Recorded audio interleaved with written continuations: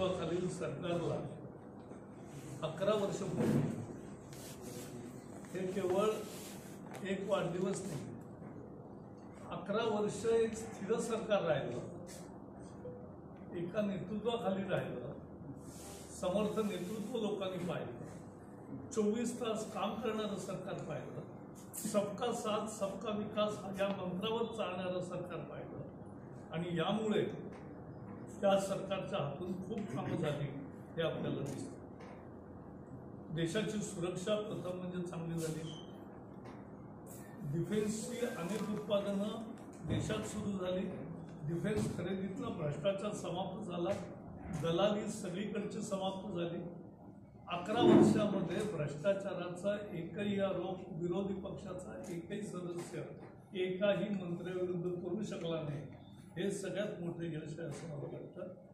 त्यानंतर एक पारदर्शिता आली, एक डिजिटल क्रांती झाली आणि त्या डिजिटल क्रांतीमधून आज रोज 60 कोटी व्यवहार फोननी लोक पैसे देतात. जग आश्चर्यचकित होतं, कारण कुठल्याही जगातल्या देशाला हे जमलेलं नाही. कोरोनाची सुद्धा लस आपण तयार केली, असे फार कमी देश आहेत, त्यात आपण केली. ती आपली कोवॅक्सिनच सगळ्यात जास्त चांगली ठरली.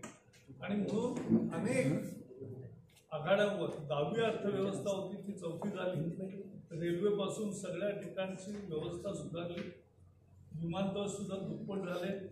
10 वर्षामध्ये अशक्य अशी असंख्य कामं ही झाली आणि त्याचा निश्चितपणाने उपयोग झाला लोकांना. त्यामध्ये 30 कोटी लोक गरिबीच्या वर आले आणि शेतकऱ्यांना प्रत्येकी 38,000 रुपये मदत म्हणून मिळाले, कर्ज नाही. आणि 11 कोटी शेतकऱ्यांना मिळाले. सगळ्या गरिबांना, कोट्यावधी गरिबांना घर मिळालं, शौचालय मिळालं, पाणी मिळालं, वीज मिळाली ज्यांच्याकडे नव्हती त्यांना, आणि त्याचबरोबर आयुष्यमान कार्ड मिळालं आणि बाकीच्या सुविधा सगळ्या मोफत राशन मिळालं. 6 वर्ष 7 वर्ष आली मोफत राशन मिळत आहे. आणि म्हणून खऱ्या अर्थाने जनतेचं कल्याण करणारे, देशाला पुढे नेणारे आणि जगामध्ये भारताचं स्थान उंच झालं, ते जे आहे त्याचा आपल्याला सगळ्यांना अभिमान असला पाहिजे. आज भारताच्या शब्दाला वजन आहे हे आपण दिसलं. आणि ज्या तऱ्हेने आपण पाकिस्तानला धडा शिकवला की अर्ध्या तासामध्ये 9 आतंकवादी अड्डे तबाह केले आणि तिसऱ्या दिवशी 10 एअरबेसेस विमानतळाचं सगळे मुख्य रनवे खलास करून टाकले, तेव्हा पाकिस्तान आता वाट्याला भारताच्या करीत जाणार नाही. आणि आपण सांगितलंय सिंदूर संपलं नाही, सिंदूर आत्ता तात्पुरतं स्थगित आहे. त्यामुळे जर खोडी काढली तर तुम्हाला कसा जबाब मिळतो हे कळलेलं आहे. त्यामुळे पाकिस्तानलाही अद्दल घडवलेली आहे.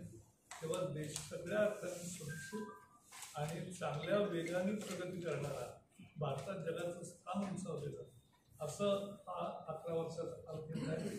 म्हणून जनता मोठ्या प्रमाणावर स्वागत करते. आणि मोदी हे जगातले सर्वाधिक लोकप्रिय नेते आहेत आणि बाकीच्यांची लोकप्रियता ही वर्षागणिक घसरते, मोदींची वर्षागणिक वाढते, असा फरक आहे.